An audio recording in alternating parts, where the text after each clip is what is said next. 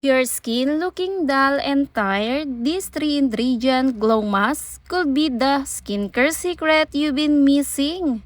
Get softer, brighter looking skin.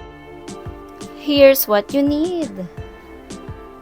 Aloe vera helps soothe the skin and provide refreshing hydration. Honey draw the moisture into the skin, leaving it soft and plump.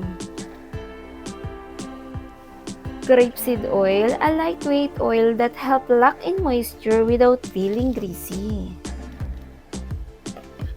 Add aloe vera, 1 tablespoon.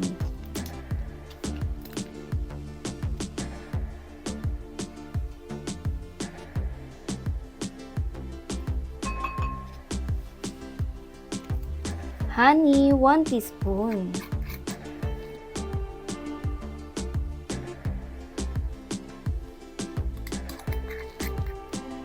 And grapeseed oil, 1 teaspoon.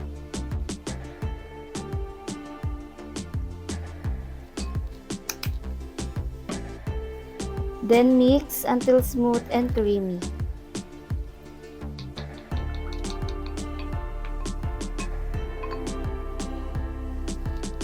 This DIY Glow Cream Mask helps deeply hydrate dry skin, soothe the feeling of irritation, leave skin soft and smooth, support a healthy looking glow, give your skin a fresh, dewy appearance. Apply an even layer onto clean skin and gently massage for a few seconds. The aloe vera helps soothe, the honey hydrates, and the grapeseed oil helps keep your skin feeling soft and smooth. Leave it on for 15 to 20 minutes, then rinse with lukewarm water. Looking for soft, calm, glowing skin? This easy DIY cream mask might become your new favorite. Always patch test first before using DIY skincare ingredients, especially if you have sensitive skin.